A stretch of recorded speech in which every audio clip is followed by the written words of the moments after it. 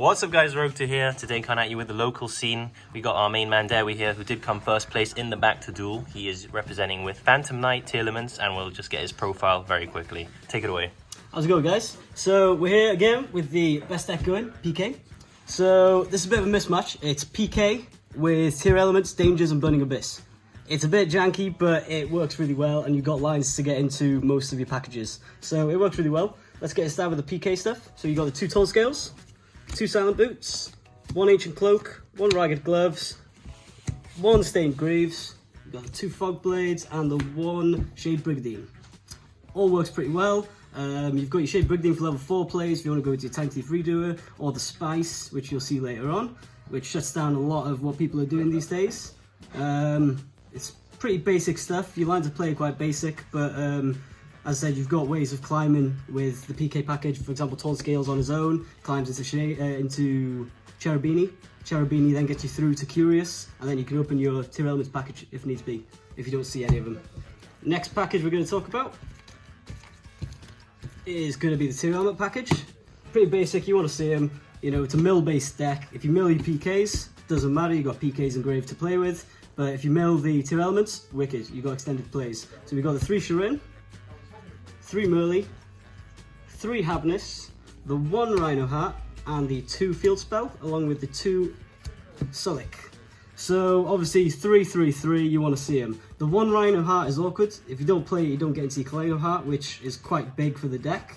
It does suck sometimes having only 1, because once you use the graveyard effect, it gets banished, and it does suck a bit, but you've got lines of play to get it back. For example, if you go into your Levier, the Sea Dragon, you can detach, bring back up to a level 4 or lower. You can bring back your Rhino Hat, get extended plays, special again, you get more burns off it. Great. Also on top of that, Levier is a Aqua, which is just wicked for the plays. It's, you know, you can use a few fusions and it works really well. The Field Spell, I probably would run 3 if I could, because you want to see it. But unfortunately, you know, with upcoming ban lists that we're still waiting on, I don't want to be invested in that at the minute. I just added the 2nd Sulik for today. I was trying to keep the deck number low. It was at 42, with the 2nd Sulik we're at 43 now, which, you know, if you see it in hand, it's great, you don't have to search it off the Kit Kalos. If you mill it, it's great, you get a free tier to hand. So all in all, it's good to see. So we've added the extra one of them. Then we're going to go on into our Danger package. So we've got 3 Nessie, 1 Shashenko, 1 Jackalope, 1 Mothman.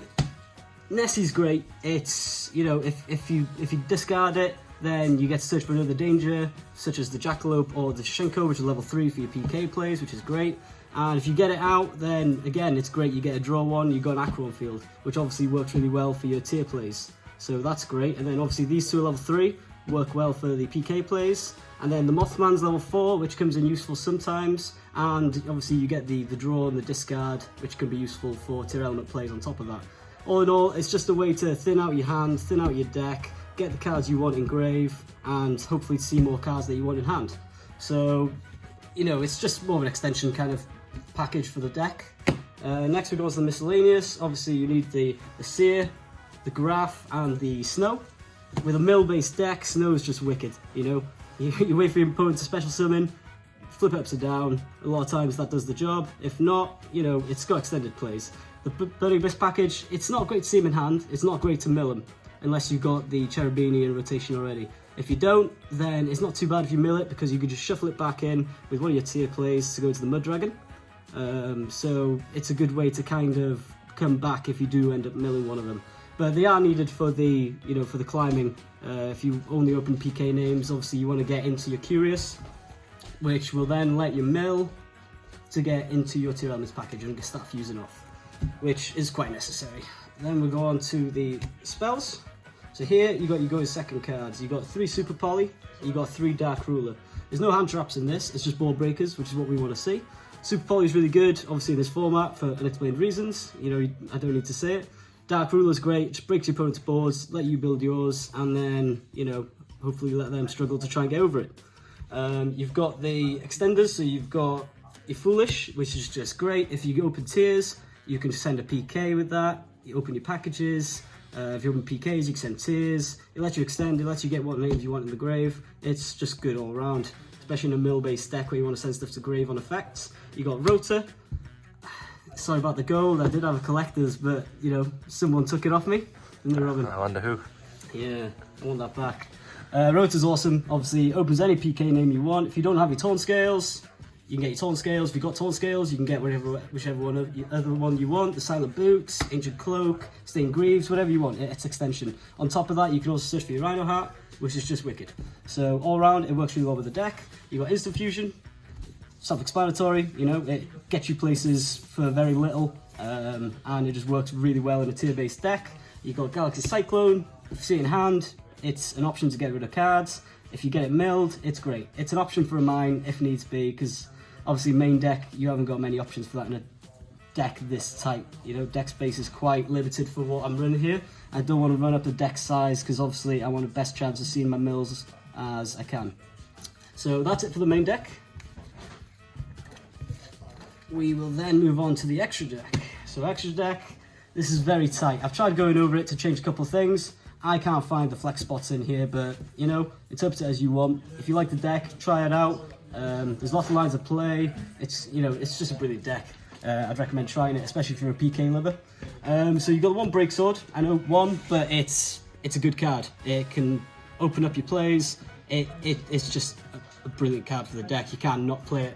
Levier the Sea Dragon, you know, as I said, brilliant card.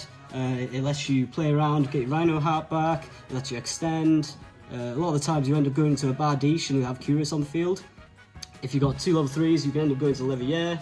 Levier will then bring back, say, an Ancient Cloak or a Dark type that you might have banished. You special that back. You can go into, you know, Rusty plays, and then you can use the Levier to go with the Curious to go into an Appaloosa to get, you know, it's only a 1/6 with 2 negates, but it makes a difference in the game.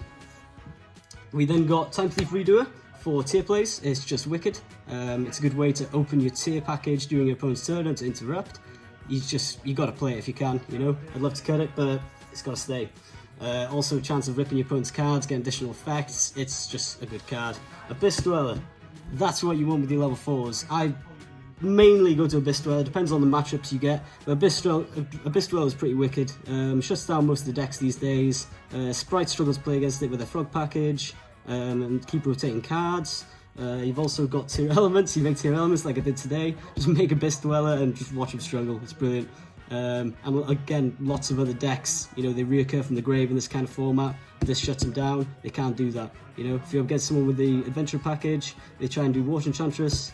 If you do this and they draw the standby phase, laughing. No effect for them. Then we're going on to the fusion package. So you've got your super point targets and just targets you might want to go into with your tier element plays. It helps out sometimes shuffling stuff back. For example, if you go into your Graph or your Seer off the mills, you go Mud Dragon, shuffle them back, and then you can go back into your Cherubini plays, get them and use the effects as you need. On top of that's level 4, which helps again to make your boy Abyss Dweller here, or Time Thief if you need it, depends on what you've got. So that works pretty well. Obviously these two are just self-explanatory. It's good recycling materials from your extra deck from the grave back into the deck, because in this kind of deck you do run through your whole extra deck, to be honest. I played a game earlier and I had 1 card left in my extra deck by the end of the turn, by the end of the game, because I'd already cycled through everything, and that was a card I'd already recycled back in. So yeah, you want to be able to recycle things, which these help do. Then you got your tier element fusions. You got Kit Kalos, that's brilliant. Mainly you want to be searching for the Sulik if you can. If you've already got a Sulik or something to extend from or to interrupt your opponent's turn, then you want to be searching for the Rhino Heart, do Rhino Heart plays, and it just gets you good extension from that. Kaleido Heart, that's self-explanatory, you know, it really breaks boards, and it's just brilliant being able to keep bringing it back. I had a moment last week where I was playing the deck, testing it out, and my opponent nibbed me when I went to Kaleido Heart, and it was pretty funny because you just get your Kaleido Heart back, you get a massive nib, and then you get to shuffle one of those back, and it just ruins people's dreams of winning. So, you know, strong package, good cards to get into if you can. This is the link section of the deck. You know, these are quite essential. You got Cherubini, that is your gateway to certain cards. You know, if you don't open PKs and you get the level 3s, you can go into this, extend, get what you need, keep playing hopefully. Ideally, you do want to start with 1 PK name to be able to get into rotation and start playing properly. Failing that, it does get you into your Burning Abyss package, which just gives you good extension. On top of that, we've got Dark to Dark Charmer. It's just great in this format because there's so many darks floating around in the graveyard. It just gives you extension to climb into an access code or into whatever you might need. It works really well. You've got Rusty Bardiche. Rusty Bardiche is a PK deck. We all know what it does. You need to play it. Get your extension. You can get your Shade Brigadine off this, which gets you an extra level 4 to keep playing to go into Abyss Dweller or a Time Thief, depending if you've got a tier or not. It's got different lines of play and it just works really well. You've got your Curious, which again, as I explained earlier, you can climb through to the Cherubini, into the Curious, and then open your tier place, which again is just wicked. It gives you good options and it opens up the deck for you. You know, if you're struggling, you've got tough hands, you want to be trying to go for Curious. If you don't get into your tier plays, this is the card. It's the gateway from, you know, a bad hand to being able to extend your deck out a bit. And then you've got Appaloosa, which is just, right, it's Appaloosa, you know what I mean? It negates shit. It's, you know, you want to be able to get into it if you can. Plus, it's a high link monster you can climb into if you go onto the Curious, or when you get your Cherubini back and you get a free link 2 from there. You know, it's just extension routes you can go down that makes it difficult for your opponent to play again. And then the main boy, Access Code, can't beat it, man. You know, it's an option for, it helps break a lot of boards and it's a good option for the later turns in the game. It can really win you games, you know, that's why it's in there. Everyone knows. It's time! Let's go!